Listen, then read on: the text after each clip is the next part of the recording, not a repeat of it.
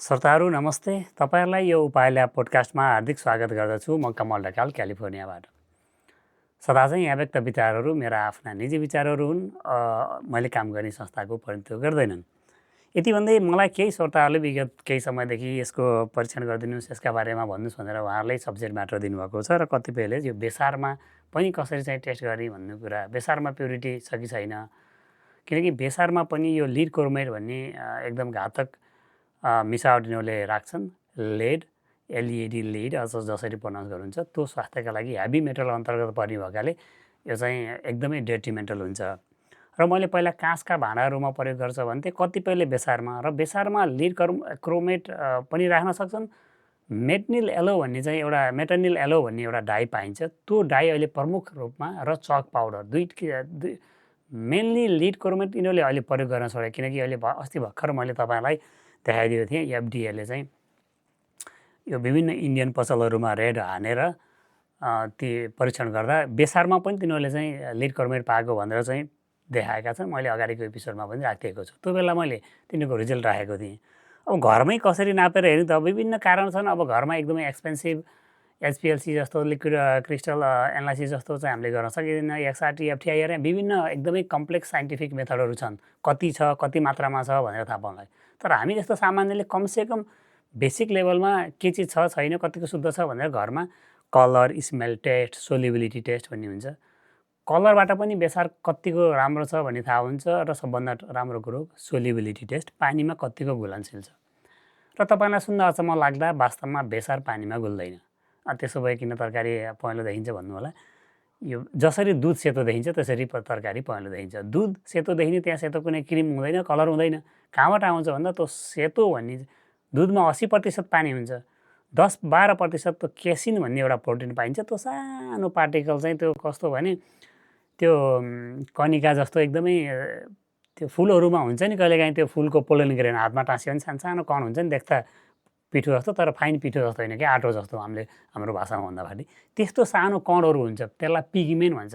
त्यो पिगमेन्टभित्र एकदमै धेरै चाहिँ ती थैलाभित्र साना कणहरू भएकाले त्यो दुध चाहिँ सेतो देखिने चाहिँ केसिन भन्ने प्रोटिनले गर्दा लाइट स्क्याटर भएर कति पर्सेन्ट हुन्छ, जम्मा 10%। 10%ले त्यत्रो चाहिँ दुधलाई चाहिँ 80% सेतो देखाइदिन्छ। त्यस्तै बेसारमा कर्क्युमिन भन्ने एउटा कम्पाउन्ड पाउँछ। कर्क्युमिनका पनि 2-3टा प्रकार हुन्छन्, मेथाडोअक्सो कर्क्युमिन, डाइमेथोअक्सो कर्क्युमिन।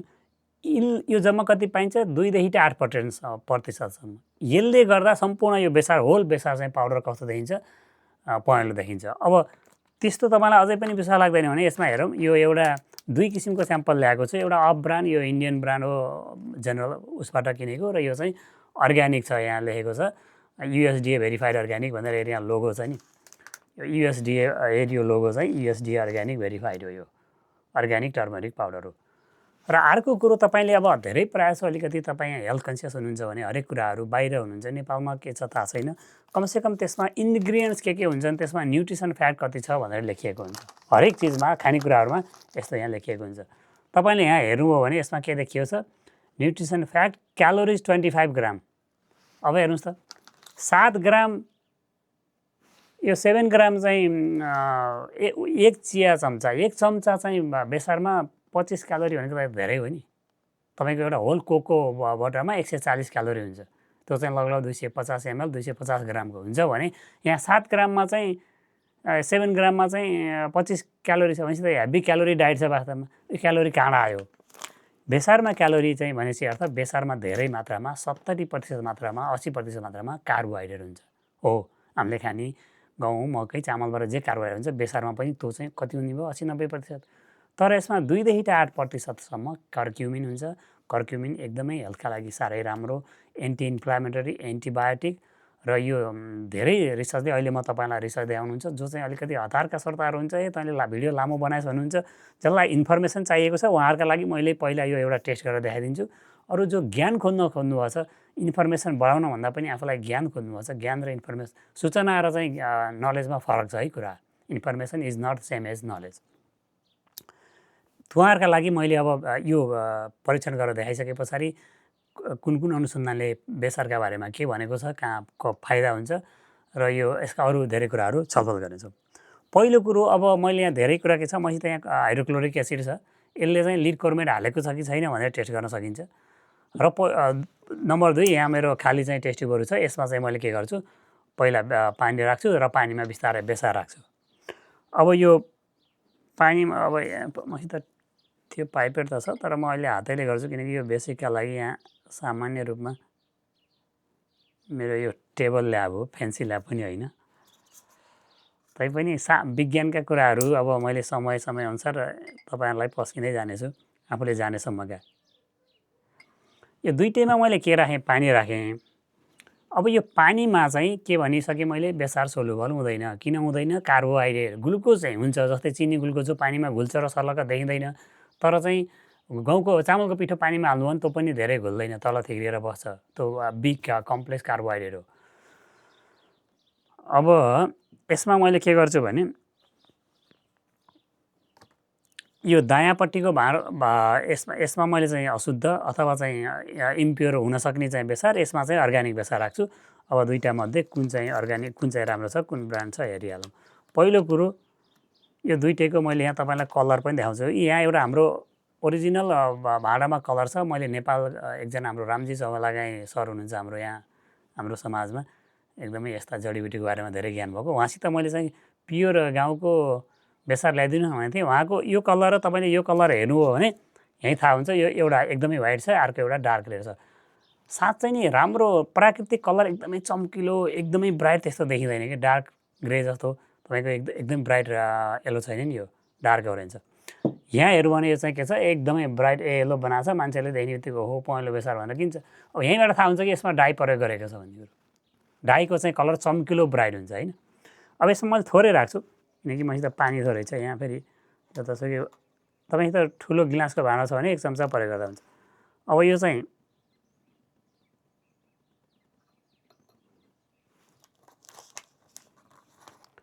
मैले यहाँ थोरै मात्रामा केही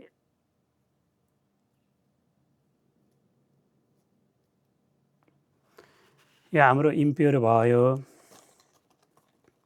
र अब यसलाई मैले स्याम्पल सायद कन्टामिनेट त्यति धेरै यस्तो एकदम ल्याब ग्रेडको टेस्ट होइन, त्यही भएर अलिअलि कन्टामिनेसन भए पनि खासै फरक पर्दैन। यो चाहिँ हाम्रो शुद्ध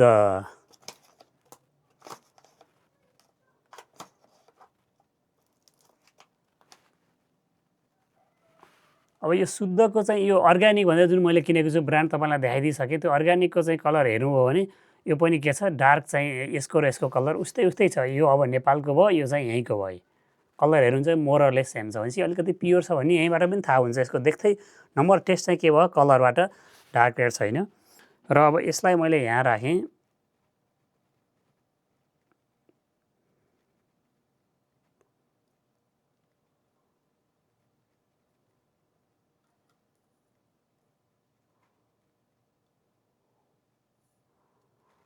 अब यहाँ देख्दै तपाईँले देखिसक्नुभयो, पहिलो कुरो यो पानीमा घुलनशील छैन। मैले यहाँ यो 1 चम्चा यसमा राखिसकेँ र मैले यो दुईटै यता राख्थेँ है यसमा। अब यहाँबाट के थाहा पाइन्छ भने यदि यो चाहिँ यहाँ देख्नुहोस् तपाईँले यहाँ झर्दैछ, यो डाई भएकोले यसले पानीलाई जब यो पानी नै पहेँलो हुन्छ, यो क्लाउडी जस्तो देखिन्छ, यसमा डाई छ। डाई चाहिँ डाइरेक्टली डाई भनेको कलर, त्यो कलर चाहिँ पहेँलो बनाएर तिनीहरूले चाहिँ सेतो जस्तो देखाएर चक पाउडर हालेर यिनीहरूले बनाएको छ भने यहाँबाट थाहा हुन्छ भने यो चाहिँ बिस्तारै तल गएर यो डिपोजिट हुनुपर्छ। माथि पानी चाहिँ सेतै अथवा चाहिँ त्यस्तो नहुनु पर्यो, यो पनि तल जान्छ। तर अब अहिले यो एकछिनमा सेडिमेन्ट हुनपर्छ यो। अब यसको चाहिँ कुरो के छ भने यो चाहिँ लगभग 15 मिनट जस्तो म तपाईँलाई वेट गर्छु र पछि भिडियो काटेर म देखाउँला। 15 मिनट पछाडि यो पानी चाहिँ यसको यदि ओरिजिनल छ भने यो पानी एकदम सङ्लो फेन्ट येलो हुनु पर्यो, यो चाहिँ कलरफुल हुनु पर्यो। त्यस्तो भयो भने यहाँ माथि डिपोजिट भएको पानी डाई हुने बित्तिकै पानीमा घुल्छ र त्यो पानीलाई नै पहेँलो बनाइन्छ। शुद्ध बेसार छ भने त्यो पानीमा घुल्दैन, अलिअलि केही पहेँलो जस्तो देखिन्छ, अरू सबै तल गएर थेग्रिन्छ, कणहरू पनि देखिन्छ। त्यो हामी हेरौँ न। अब 15 मिनट पछाडि म तपाईँलाई फेरि यो भिडियो देखाउँछु है त। ल अब मैले यो 15 मिनट पनि कुरिनँ, खास 15 मिनट कुरेको हुने भयो 10-12मा। तर मैले डिफ्रेन्स देखिसके पछाडि अब तपाईँलाई मैले के देखाउँछु भने यहाँ प्रायः जसो तपाईँले देख्नुभएको होला, यो चाहिँ हाम्रो मैले अलिकति यसमा यो यतापट्टिको चाहिँ हाम्रो इम्प्योर हो, यताको प्योर भनेर राखेको। देख्दा पनि के देखिन्छ भने अब यो दुईटै तपाईँले स्याम्पल हेर्नुभयो भने यसमा चाहिँ यो पानी चाहिँ कम्प्लिटली माथि छ। तल चाहिँ बेसार एकदमै पार्टिकल रूपमा त्यो झुन्ड झुन्ड सानो सानो कणिका कण जस्तो भएर तल डिपोजिट भएको छ। यसमा चाहिँ कम्प्लिटली चाहिँ त्यो फाइन स्मुथ गरेको र माथि पानी चाहिँ के छ कम्प्लिटली कलरफुल छ। अब यसलाई मैले कसरी देखाउँ, यहाँ तपाईँले हेर्नुभयो भने ल यो दुईवटा स्याम्पल हेर्नुभयो भने एउटामा तल चाहिँ पानी मजाले चाहिँ बेसार छुट्टिएको छ, माथि अलिअलि पानी पहेँलो छ, यतापट्टिको यो चाहिँ इम्प्योर भयो, यो चाहिँ के भयो यहाँ देख्नुभयो भने हेरि यहाँ तल अझै माथिबाट झर्दैछ थोरै, तर मैले अब धेरै लामो समय मैले यहाँ कुर्न नसकेर तपाईँलाई अझ म नजिक ल्याएर देखाउँछु।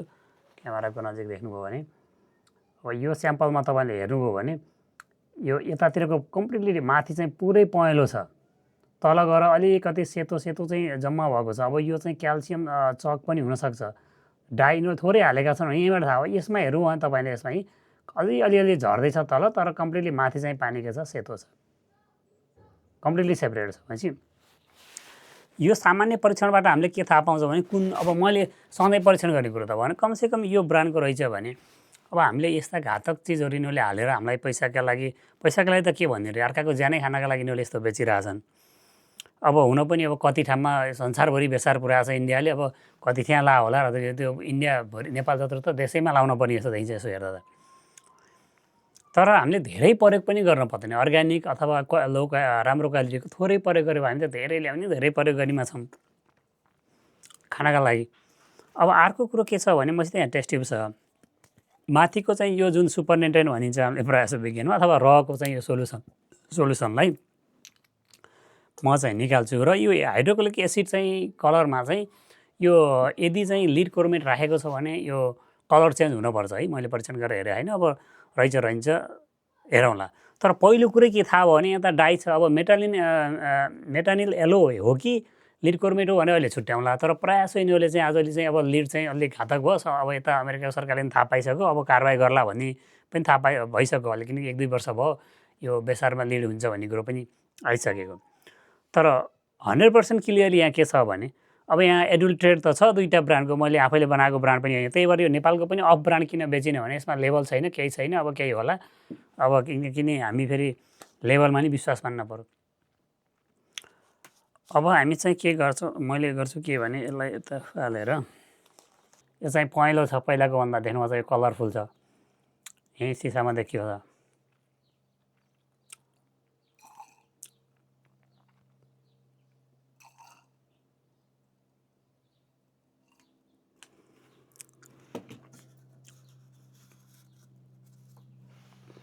दुईवटा सोलुसन, एउटा चाहिँ यतातिरको तपाईँले देख्नुभयो यो चाहिँ यो पोल्युटेड अथवा एडुल्टेड कलर हालेको पहेँलो कलर डाई छ, घुले छ, यतातिरको चाहिँ यहाँ अलिअलि पहेँलो लगभग पानी छ, किनभने मैले बेसारभन्दा माथिको निकालेको, यो सफा पानी जस्तै छ भनेपछि प्योर भयो होइन। यसमा अब मैले के गर्छु भने अब हाइड्रोक्लोरिक एसिडको चाहिँ 1-2 थोपा चाहिँ यहाँ हामीले हालेर हेरौँ।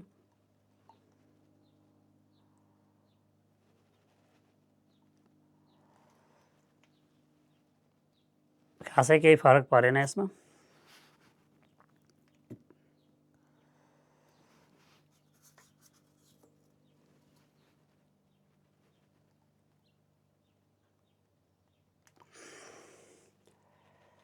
यसको पनि कलर पिङ्क चेन्ज भयो भने, यदि लिड क्रोमेट हुन्थ्यो भने यो दुइटै लिङ्क उसमा चेन्ज हुन्थ्यो, पिङ्कमा चेन्ज हुन्थ्यो भनेपछि लिड क्रोमेट छैन। तर यसमा चाहिँ के रहेछ के भने कमसेकम केही डाई परेको रहेछ, या चक पाउडर हुनसक्छ, या चाहिँ यो चाहिँ के हुनसक्छ चक पाउडर जस्तो देखिन्छ, किनकि यसमा धेरै बबल छ एसिड हाल्दा, त्यो पनि थाहा हुन्छ अर्को एसिड हालेर रिएक्सन गर्दा।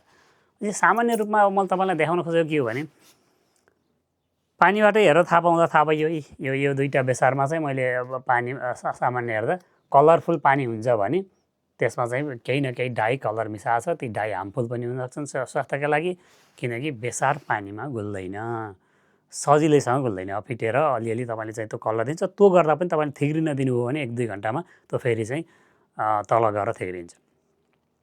अब यो मैले तपाईँलाई देखाएँ। अब यस पछाडि मैले तपाईँलाई के गर्छु भने अब हामी आउनुहोस् बेसारका चाहिँ फाइदा के छन्, कुन रिसर्चले के भन्छ। यसमा 2-4वटा राम्रा रिसर्च पनि भएको छन् बेसारका बारेमा, र मिसाडका बारेमा पनि अहिले भर्खर एउटा पब्लिस भएको छ पेपर, त्यसका बारेमा हेरौँ है त।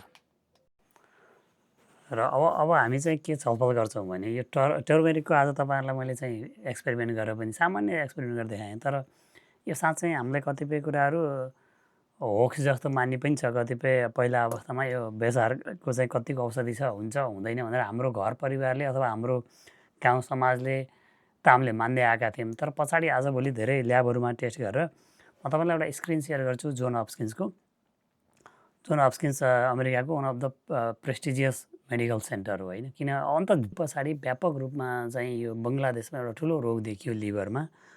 र लिभरको समस्या म तपाईँलाई अहिले न्युजहरू पनि देखाउँछु, तपाईँले खोजेर हेर्नु हो भने lead contamination in turmeric powder in Bangladesh भने त्यो महामारी फैलिएर त्यहाँको सरकारले आयोगै गठन गरेर अनि के पत्ता लगायो भने बेसारमा व्यापक रूपमा यिनीहरूले लिड प्रयोग गरेका रहेछन् भन्ने थाहा पाएर त्यसलाई अहिले कन्ट्रोल गरेर मैले भने धेरै मात्रामा अहिले बङ्गलादेश भारतबाट आउने बेसारमा लिड त छैन।